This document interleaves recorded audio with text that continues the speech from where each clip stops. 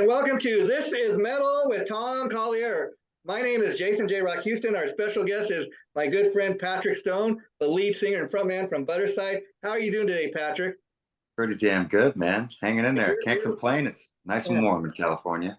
Yes, it is. I'm so happy to have you on the show. I've interviewed a couple times before, but first time on This is Metal. And I thought it'd be fun to have you and Tom meet and talk about what you're doing. I know the latest videos for the song Power Hour. Let's talk about that. What specifically is the song about? It's just a great kind of groove there.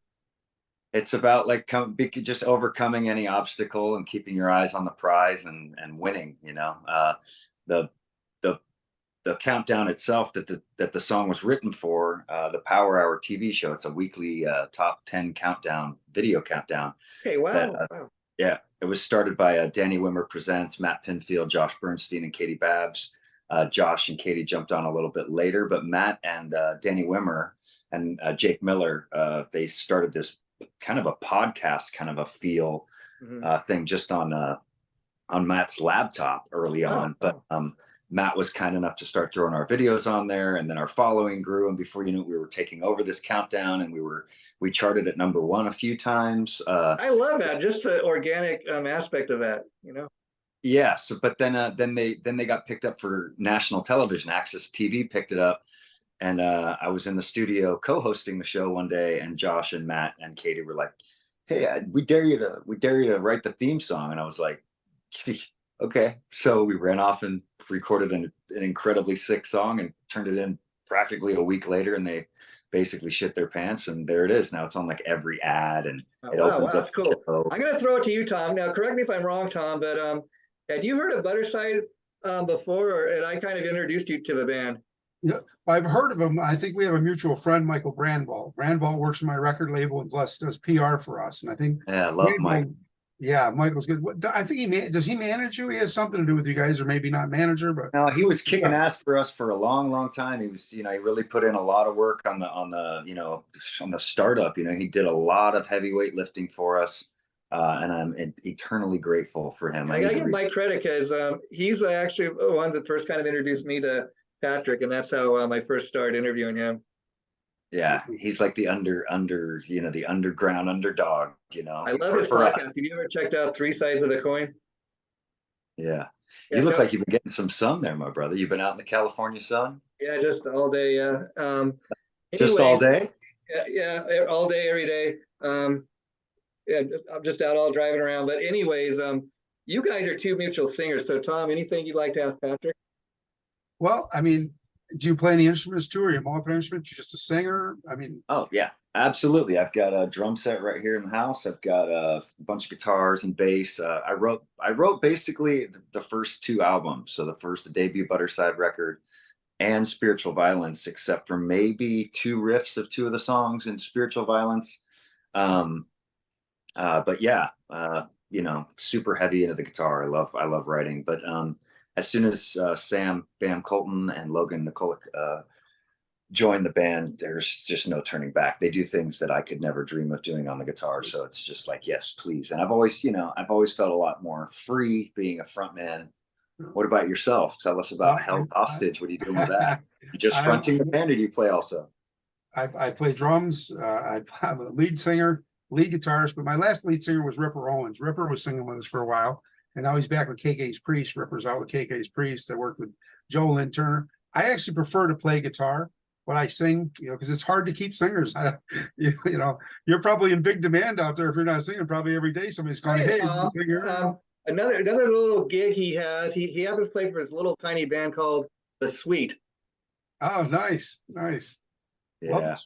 Yeah, that's been keeping me super busy, man. They have just shows all over the United States and Canada constantly, so it's good to just roll out and sing those songs. You know what I mean? There's when he's playing with his own band, Budderside, they have like all these #1 hit singles. Yeah, the Sweet's pretty big, but I have to stay busy, so it's cool that I got lucky enough to fall into that band.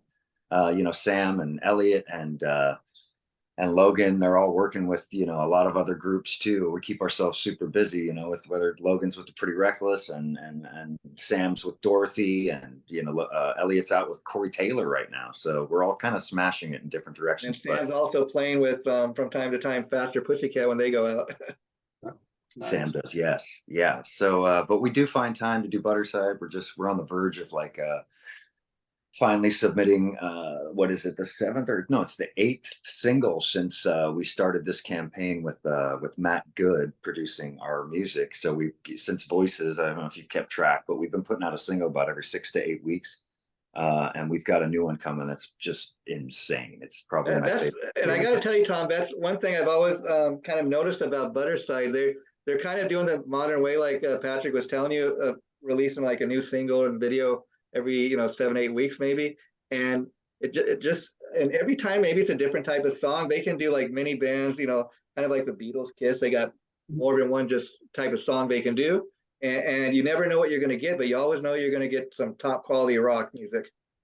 Oh yeah, I listen to all their songs. They're just great songs. I love the vocals, the guitar sounds, production on your songs are just, they're top notch. I love that about it. And but also I got to tell you, the top notch video, the music videos, I mean, that takes me back to, you know, the classic like MTV days. I mean, like even the video for the latest song Power Hour. I mean, you guys looked like you were playing on water, you know, standing on water. And I know it was all computer generated, but man. Yeah, there's actually, it's a sound stage. My friends over at Creative Space over there, Create LA, it's called. They've got this incredible room. Like, I don't know if you're a Star Wars fan, but they shoot on this LED room now, like to submerge themselves into like the actual reality that they're imagining instead of doing green screen stuff. So we were actually, it did actually feel like you were out in the middle of the ocean on this stage. Wow. Because it was all around us, you know, and they just they really helped us out. They bent over backwards to get us in there. After telling me what the place costs per day, I was like, yeah, I'll see you guys later. And they're like, wait, come on, we'll do it. And I was like, yeah, it's sick. In fact, you know, like I said, the way I initially found out about Budderside, I've been hearing about this band, this name, not really knowing too much about the band. And then one day Brandville sent me a press release on the band, and I started interviewing Patrick, and he's always been a super cool, friendly guy. And I've just been impressed with the music. I mean, I think what impresses me the most is like kind of an old school guy myself, coming like from the 70s, 80s, where bands were releasing like full like length albums. And that's not really what this is. I mean, when they get enough material out, they usually put like an album together, but this is like just releasing a song at a time, and they always get such a great response. And I think that's twofold, because the band is super talented. I mean, you got the songs, so you're giving your fans some great ear candy, but then also getting great music videos. We're getting the eye candy as well. Yeah. Well, our idea is this. It's that, like, you know, I remember getting, you know, albums like I'm With You, you know what I mean? We've definitely carried a lot of that retro rock and roll with us into what we're doing. But, you know, the scope is different today with social media and everything else. In order to keep the audience or keep the world's attention, you need to keep pounding them as often as possible. You know, it takes a lot of punches to knock a champion out. So, you know, that's what the, you know, the modus operandi is now. It's like every band is flooding you constantly with new material, and it raises the bar, because you're not just going to go in and record an album and then like you have a few singles that you think are going to hit, and then the rest is just kind of like whatever you managed to put together and could afford to record at that time. It's not that we didn't have a full album's worth of material. We went in and recorded a full album. But we were like, you know, let's make every freaking song a hit. Let's not walk away from a song without it being like our favorite fucking song. Like I said, that's what I've noticed. You know, every song is a hit. Every song. Yeah. It's kind of like I heard John Fogerty from CCR once talking about, they were pumping out music back when they were recording those albums, because he says, I was always afraid if I stopped writing that we were going to stop having hits, you know? Yeah. Well, there's proof in it, man. John Fogerty, one of my biggest heroes. My friend Scott Billman just hit me up. He's out with Jelly Roll playing, you know, he sends a picture to, like, you know, he's playing for hundreds of thousands of people with Jelly Roll. Have you heard of Jelly Roll? I got to check them out. Never heard of that. Yeah. Oh my God. It's like one of these country guys that kind of crossed over to metal. And then now he's got this mashup of it, and it's just blowing the fuck up. And my buddy Scott Billman, who starred in the TV series Deadwood with me, and we've kept in touch since then. And he was working at this studio and playing with this guy and that guy along the way. But then boom, it's like, I'm like, what are you doing out there? Right. Messaging back. And what are you doing out there with Jelly Roll? And he's like, man, I recorded these songs for this guy a few years back. And like, it was just like, whatever, like, Wow. he was not nobody. I mean, he's somebody. Yeah. And he said, but at the time he wasn't really recognized. Yeah. And then boom, if you go check him out, you'll see his career has blown up so much you might have missed it until now. But once you're paying attention, he's everywhere. But Scott was playing with John Fogerty before the gig with Jelly Roll. Yeah. And it's just like, you close your eyes for, you ignore somebody for a week in Hollywood and they could just explode, Yeah, You never it's know. like, I've often told this story that, James Lomenzo, who's the bass player for Megadeth, he in the past has played with John Fogerty, and people would ask him like, hey, James, why are you playing with John Fogerty? You're a metal guy. And his response was, well, wait a minute. It's a great paying gig. So if you can get it, why not? Dude, Fogerty and Creedence are so metal. It's just, they didn't have the devices, if they had all the freaking technology that we I have a feeling some stuff might have been a little heavier. But his vocals, granted, you could throw to any metal song today, and his tone and everything is right there with the space. I mean, have you heard the Dead Daisies? John Corabi, version of the band doing "Fortunate Son." Whose version? The Dead Daisies, on one of their past albums with Corabi. Oh, the Dead Daisies. They cover "Fortunate Son." Dead Daisies. It's killer. I just saw them not too long ago here at the Vermont, but they didn't play that one. But I did tour all over Europe with Chips Enough as my bass player in a band called Creedence Again, and we did like 25 covers of Creedence every night. Oh, that's fun. Chip gave me a call on like a Wednesday, and the first show was like on a Saturday in Hamburg, Germany, and I had to hunch over my guitar, learn not only the guitar parts but the vocal parts to 24 songs in like 3 nights. And I don't think I slept at all by the time. Patrick, so he had you specifically in mind for that, or were you just somebody he thought that could do it? I think their main guy definitely had bumped out. Like they were in a spot, and then I was lucky enough to get a call, and he was like, "Man, you're the only guy that can pull this off." And I was like, "Hell yeah!" But dude, I had like singing those songs and traveling all over Europe playing those songs. Man, every time I hear a Creedence song, it takes me back to those moments. We had so much fun out there doing those. That's proof that is like great songwriting, great music. Because I mean, look at the three of us. We all are a fan of that music, or quite difference in our age, but it's just great music. Even like you listen to stuff like Tom Petty, the Eagles. That's Johnny stuff Cash. That's been played on the radio 40, 50 years. And there's a reason for that, Yeah. Good song is a good song. Now, Patrick, correct me if I'm wrong. Share with Tom. Isn't it was Lemmy who gave you your first record deal? And correct me if I'm wrong. The way you first met Lemmy was through being a roadie, right? There's kind of a infamous actually story that leads up to that. But yeah, okay. I was running around with all of the shadiest characters in Hollywood. My house was the party place, and Lemmy would frequent that place with the guys from Motorhead and the Scorpions. On any given night, my house in Silver Lake had all of this gear because I was a wild man dealing dope and going crazy. So I had everything that a kid could want and all the time free to do whatever the hell I wanted with it. And everybody would come over. And lo and behold, there's Lemmy, and the girlfriend I had at the time was already friends with him. So we went over to the rehearsal spot one day, and I met Lemmy, and he gave me these the first thing we ever talked about, he and I, was like, I don't know how it led to this, but I was a jeweler. Like I'd been to jewelry school, I'd studied it. Wow. And he gave me like these dirt cloths, and he says, "Well, can you clean these up for me?" And I was like, the hell is this? So I was like, okay. So I treated it like, this super sacred dirt, and I took it home and I processed it and I washed it, and then I cleaned it and I polished it. And underneath these dirt clods were these Nazi authentic bayonets from World War II. Wow. And I had to reassemble them. And when I handed them back to him, they were in pristine, brand new condition. And after that, I was his best friend for life. So, wow. And then Phil got a call one day. His guy had backed out of a tour he couldn't get over because he didn't have a visa.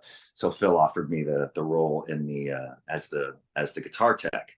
And then I went out with them doing that for a while. But Lemmy and I stayed friends long after that, and he was always encouraging me to do my music instead of, teching or whatever else that I was doing for those guys. And eventually, I called him and I said, I'm ready to do it. And he put Budderside in the studio with his son, Paul. Paul produced our first record, and Lemmy signed us to, at that time, he created Motorhead Music under the Warner umbrella. And that's another thing, Tom, I've always enjoyed about talking with Patrick is he's very open about struggles and things he's been through in his life. Like he's talking a little bit about when he was addicted and stuff. He's come through on the other side, and he's putting out this great music. So I just love the fact he's so open. He's an open book. Yeah, it's a touchy thing because I don't want to get in and I don't want to make anybody in the situation sound like we were bad people. We were just fun. I mean, the name Motorhead itself is, it means speed. It means speedhead, and they had no shame of it, and that's what made them so incredibly amazing. Is they were they didn't need your forgiveness. They they were unapologetically themselves all the time, and somehow they could handle the party. I could not. So later on down the road, and it was you're actually a great kind of example, I think, for people that I've been through this, but come out the other side. Yeah. I mean, that's why, I can look at people that are just wild and crazy and completely out of control, and I smile and I love them because it's just like, your tires will wear out soon enough, and make sure you keep in touch with them. If they ever need anything, then you've saved a seat, at the party. That's the actual. So again, being Tom, that you guys are two fellow, singers and songwriters, I'm going to throw it to you and then take it away and ask Patrick whatever you want to ask him. Well, I got a lot of stuff to ask him, but I just want to start. So are you releasing these releasing these singles yourselves, or are you guys on a label? We are now. No, it's all self-released. Yeah. Good. I mean, this day and age, you can do that. Absolutely. Yeah. With Motorhead Music, we had a 2-album deal. So we lived that too. It's, we did everything we could with that. And, them being over in Europe and Lemmy not being a part of the infrastructure made it a little bit more challenging than I had hoped. But they're, those people over there, they're still my best friends, and they're still really involved in everything. They help me with whenever I need anything. They're right there for me. So I love them. They're my family. But I definitely felt like I wanted to give it a go. Like I see so many people doing it themselves, and like, you avoid a lot of costs in here and there. It's just, it gets me. The best part of all, it goes back into the band, and you don't have some rich label getting richer than the band. And not all labels are like that. Just remember that. No. I'm not, still, those guys aren't like that. They're not. But at the same time, I felt like, anyway, we're on our own, so I'm doing it all myself. Yeah, and it's cool. It's interesting to see how every little gear in the machine turns.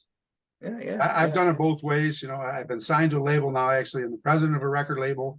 I self-released everything, and it's worked out. The label, the way we're doing it, we're doing a lot of distribution deals. We're making sure that the artists get paid the money, not the label. The label is more like a vehicle for them to put their product through. We don't sell them CDs, anything like that. They can sell their own CDs at their shows. We'll put them out in the worldwide, distribution form is what we do, that's why the label was formed. And everybody that's in the label is musicians that are a part of this. I know how hard it is to struggle and be out there starving, and God, just, somebody's, hoping for a gig just to make $100, or $20, get gas money and stuff like that. So we're trying to help all the artists do that, stuff like that. And Michael Brandball is the publicist for our record label. Nice. Yeah, he's great. And we distribute. It takes a lot of money to break a band, and once you've broken the band, that's when I think that I might like take a look at being with a label again. I mean, there are some labels out there that you're going to need. When there's enough interest in the group, the time will come when you want to link up with people that can really, you need. And Patrick, where's the biggest? What's been your biggest show you guys have done? I mean, I know, for example, as far as the hometown show, you guys have played the Whiskey, right?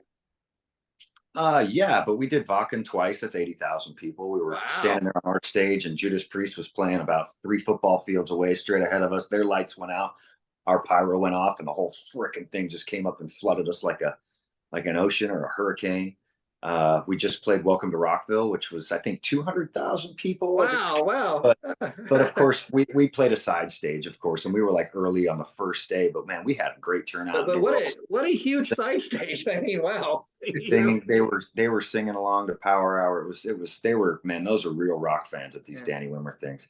So we're looking forward to doing a lot of those in the next year. All of the like Incarceration, Welcome to Rockville, What's Louder Than Life, and Aftershock. We're looking forward to doing all of those next year. Those are our favorite. I think that's one of my favorites. It's just the vibes, just so cool at those things. And I think that's an interesting thing when by the time you guys do play a show wherever you're playing, like whatever the latest single is, I mean, I'm sure you're up there on stage and the people are chanting the words to the latest single, you know? Yeah, that's the dream, you know. We did Rocklahoma as well too. That was a pretty damn big crowd. Yeah. Very good. Yeah. Well, I'll be out you guys' way this year. I'm playing the Metal Hall. I played the Metal Hall last year, and then Metal Legion just asked my band to come out. We're going to support them out there at the NAMM show there the night before. Cool. Yeah, with Pat. I love Pat, the guy who heads up that thing. We've done it a couple times. We did that a couple times too. I did last year with Twisted Sister, Lou Graham, Raven, all those guys. Great guys our band played out there. I love Pat. I talk to Pat all the time on the phone. Really nice guy. He's doing well. Yeah. The hall is growing, which I'm very happy for. It's each year gets bigger and bigger. Yeah. But, and I should also share with you, Tom, that he also had the lovely Carla Harvey in one of the Budderside videos. Oh, nice. Yeah. She and I go way back. Her and Heidi and I go way back. I've known them forever. We used to sit in Carla's Corvette and listen to demos. You know, we'd share our music and stuff. I had a band, I think Aces and Eights I was with at the time. We were first starting to hang out and we were sharing each other's music and just like, you know, having both of us had these huge larger than life dreams. And I remember going to see her when the band was 5 girls. Yeah.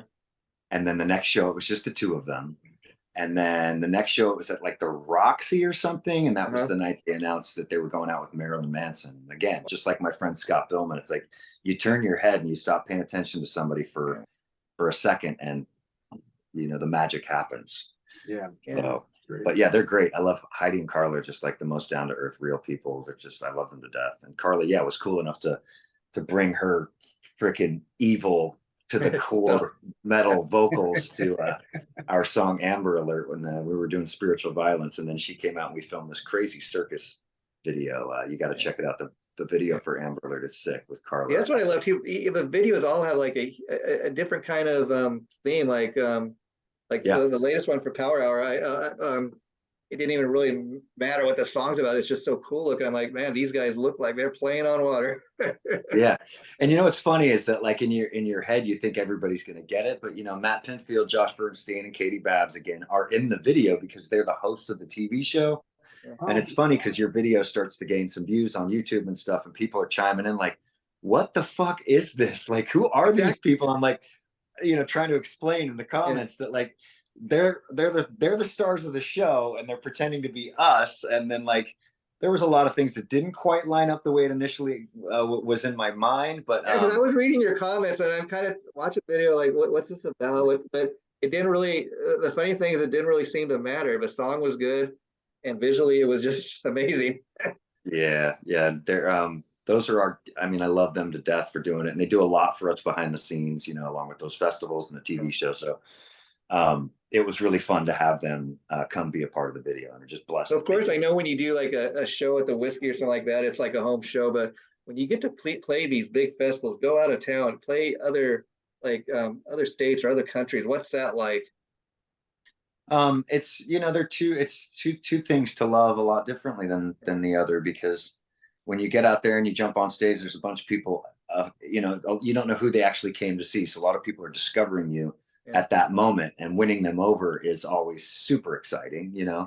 And then of course, to be across the country or even across the globe at Vakken, like, you know what I mean? And hear people or see people singing along to your lyrics, you know, to people like Slipknot and freaking, you know, Asking Alexandria and Britney Spears or whoever goes out there. That's normal for them. But for me at my level, it's still super exciting to see people sing along, especially when you don't know them and all they know you through is your music.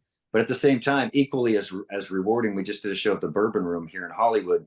And it's always a challenge to do your own show in Hollywood because people are so, you need to impress me, and everybody's an artist, and like it's hard to get people to really loosen up and have a good time. But we packed in about 350 people into the Bourbon Room, which is a pretty big room, and there's a big LED screen. And when you look out in that scenario, I know every single person in the audience. I know everyone. So every person I look at, you lock eyes, and you're like, I love you. You're still with me. And some of these people have been with me for my entire journey here in Los Angeles. So that's equally as rewarding to see people that have stuck by you for so long, or new friends that are experiencing you for the first time and just being like, whoa, this is fucking sick. And you're like, told you. So that's cool too. So challenges, really, that's the most exciting thing in life, right? Challenge yourself to do something you haven't done, and then watch yourself do it. And I gotta tell you, Patrick, as a fan of what you do, I really am impressed, not just your talent as a singer, but as a songwriter. I mean, that must be a challenging thing because you make it look effortless. Like every time a new song comes out, I hear a new song by you guys, or I'm watching like a Power Hour video for the first time, prepping for this. I'm like, wow, how does this guy just keep coming up with such great material? I mean, every time it seems like you top yourself, and I'm sure the band plays a big role in that, but you guys make it look so effortless. Oh, thanks, man. I mean, I've always taken it, that's what I take most seriously in life. And I've been very blessed. As crazy as it sounds, I've been blessed to have gone through a lot. So I've been through, a lot more than I often give myself credit for. And but that being said, it's left me this bucket of experience to pull from. Yeah. And if I allow myself to be super vulnerable and honest and reach into that bucket and just pull out and be I found this on the web for if I allow myself to be super vulnerable and honest. Siri, check it out. hey Siri, I ain't talking to you. What the hell was that? That's cool. AI's listening. But if I'm honest and vulnerable enough to stare at what I pull out of that bucket and explain it poetically and be as honest again and as vulnerable as I can, I get more joy out of that, I think, than anything else. And then sharing it with my bandmates, who are of course bringing, the most spectacular of talent to the table. That icing on the cake has got to be gorgeous, beautiful, and it's got to taste great. So, I've got to deliver something good. So. And so when you guys record, or you do it like in a home studio, or everybody record their parts? Well, Power Hour was a little bit different. We kind of all did stuff individually and then sent it over to a different producer. Matt Good wasn't involved with that one, but we worked with Korn's producer, Chris, and he then took it and then manipulated it with his, all of his programs and his stuff. So, and he does it a lot that way. So that was a little bit different for us, but with the Matt Good stuff, again, probably our proudest material. We go together all the way up to Tempe, and we force ourselves into a room with Matt for a good 5 days. And maybe we have a bunch of ideas coming in, but we chew them up together, and then we completely remorph and maybe modulate and do all types of crazy stuff with it. And we're just really open to one another's input. So it's really 100% a group effort. And we really push each other to just come up with, something that, you feel, something that is real. So. And being that you and Tom are such, you guys are like the principal songwriters in your band, I got to ask, what are your thoughts on, like, when you hear them talk about, AI can create music, AI's got the ability to write songs. I mean, that kind of scares me, if you know what I mean. It's not real. I don't think it's real. I just, I don't believe in tracks. If I can't play my own music, I'm not going to be out there. If I can't sing it, if I can't play the guitar parts to it, I'm just old school like that. I've been doing it since, in '84 I started playing, and I've toured with Man of War and Judas Priest, all these guys. I've been out on the road, Quiet Riot with these guys. I just believe that you should be able to do your own music, and AI there's no place in it. But I guess if you're a rapper, that's my thought. If you're a rapper, I guess you can use AI. I'm not interested in it. That's just my thoughts. Yeah. I mean, it's kind of like the Milli Vanilli of songwriting. I think ultimately, man, if like, I heard a track, what was it? An Elton John track. I heard some Bee Gees track that was just completely AI.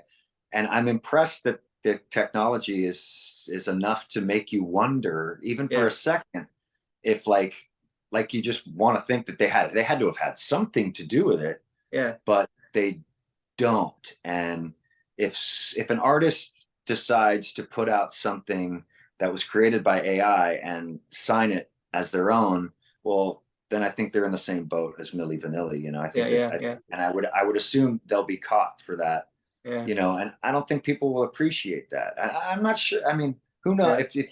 If somebody's going to be singing along, then they're going to be singing along, and then you got to give credit to the AI, I guess. But Yeah. I don't see myself ever turning to that for help. You know, Yeah. again, like I find my connection with music to how I honestly connect to music, and that is my life experience, sharing it, and hopefully finding that somebody else finds something important or substantial or meaningful in that. And without that connection to it, it's just a lie. It's like making Yeah. somebody I mean, to believe me, in all my years of living, the music that seems to touch me the most, or where, you know, somebody's writing like a page out of their life, you know, telling their own personal story. It means more to you, you know, when you're singing about something you know about. Yeah. Absolutely. Yeah. Absolutely. So I've enjoyed talking to you again, Patrick. Before we wrap it up today, anything else going on with Budderside, or you want to let the fans know about? Well, we're scheduling probably a show end of October near Halloween here in Los Angeles. We haven't quite decided on the venue yet, but we're all going to be around and available for that. So that's going to be pretty cool. So keep your eyes open for that. We've definitely got some irons in the fire for some really big tours that we're just working our asses off to achieve getting on those. And I guarantee you that we will be on those. Yeah. Just can't announce anything yet. Okay. But other than that, you can just rely on us to deliver some super high quality killer Well, content. Budderside, I just tell people, you guys always deliver the metal goods. But we got one coming that is hard and fast, and the video is fucking insane. You're gonna Yeah, you guys fuck never out. disappoint. I mean, I put you right up there with Guns N' Roses. I mean, Man. never disappoint, you know. And that's all I'll say. And before we go, Patrick, gotta apologize. Gotta let the people know. Show almost didn't happen today. It's all my fault. I thought I had sent Patrick a link, Don't but mention it. we got a hold of him, and thank God. I said, you know what? We'll just if you got the time, Patrick, we're gonna bust it out today. So I'm glad, because the interview came out even better than I had imagined. I'll throw it to you, Tom, and then we'll wrap it up for today. Yeah, I just Jason, want to thanks for being so passionate, man. I appreciate you. I just want to say best of luck to you guys. I love your music. And you guys, I'm from New York. If you make it to New York, let me know. We'll definitely come see you guys. Or maybe we'll do a double bill up here together. You never know. Hell yeah, Great, Tom. we got Let's some do great- it. We got some All great right, we venues gotta up make that here. happen, guys. Yeah. Thank Hell you. yeah. Thank you, Patrick. Thank you, Tom. Talk to you guys later. And the interview will be going up probably about 2 weeks. Okay. Okay. Bye-bye. Peace out, guys. Thanks, man.